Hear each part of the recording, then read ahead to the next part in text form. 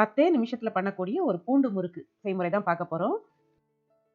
இப்போ முதல்ல இந்த பூண்டு முறுக்கு பண்றதுக்கு தேவையான பொருட்களை பார்க்கலாம். இப்போ நான் 1 கப் அளவுக்கு அரிசி மாவு, கடையில வாங்கின அரிசி மாவு எடுத்திருக்கேன். இந்த அரிசி மாவோட நாம 1/2 கப் அளவுக்கு கடலை மாவு சேர்த்துக்கலாம். அடுத்ததா இந்த முறுக்குக்கு தேவையான அளவுக்கு உப்பு சேர்த்துக்கலாம்.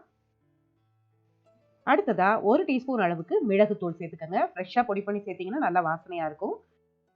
அடுத்ததா 1 டீஸ்பூன் அளவுக்கு பூண்டு பவுடர் சேர்த்திருக்கேன்னா, இதுக்கு பதிலா ஃப்ரெஷ்ஷான பூண்டு நம்ம மிக்சியில அரைச்சு சேர்த்துக்கலாம். நாம எடுத்திருக்கிற இந்த மாவு அளவுக்கு ஒரு 7-8 பல் பூண்டு நல்லா அரைச்சு நீங்க சேர்த்துக்கிட்டீங்கன்னா கரெக்டா இருக்கும். அடுத்ததா இந்த முறுக்குக்கு 1/4 டீஸ்பூன் அளவுக்கு சோடா உப்பு சேர்த்திருக்கேன்னா,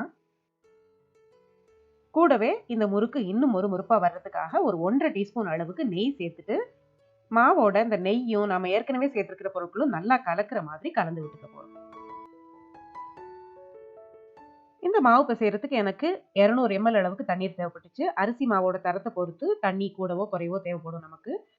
அதனால தேவையான அளவுக்கு தண்ணீரை கொஞ்சம் கொஞ்சமா ஊத்தி பிசைஞ்சுக்கோங்க. சட்டுன்னு நிறைய ஊத்திட்டோம்னா சில நேரம் அதிகமாயிரும்.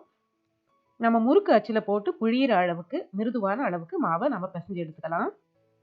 இப்போ முறுக்கு பொரிக்கிறதுக்கான எண்ணெய் வந்து இப்போ நமக்கு நல்லா சூடாய் தயாரா இருக்கு. இப்போ நம்ம ஏற்கனவே அச்சுல எடுத்து வச்ச மாவை இந்த மாதிரி பரவலா பிழிஞ்சுக்கலாம். மேல மேல பிழியாதீங்க. அந்த மாதிரி பிழிஞ்சிங்கன்னா முறுக்கு மொறுமொறுப்பா வராது, வேகிறதுக்கும் கஷ்டமா இருக்கும். அதனால பரவலா இந்த மாதிரி பிழிஞ்சு ஒரு பக்கம் நல்லா வெந்த பிறகு அதுக்கப்புறம் மெதுவா அடுத்த பக்கம் திருப்பி போட்டு நாம நல்லா பொன்னிறமா வெந்த பிறகு இப்போ எடுத்துடலாம். இப்போ பார்த்தீங்கன்னா தெரியும், நுரை நல்லா அடங்கிருச்சு. இப்போ நம்ம இந்த முறுக்கு எடுத்துடலாம். இந்த முறுக்கு எண்ணெயும் குடிக்காது, ரொம்ப சுலபமா நம்ம பண்ணிடலாம்.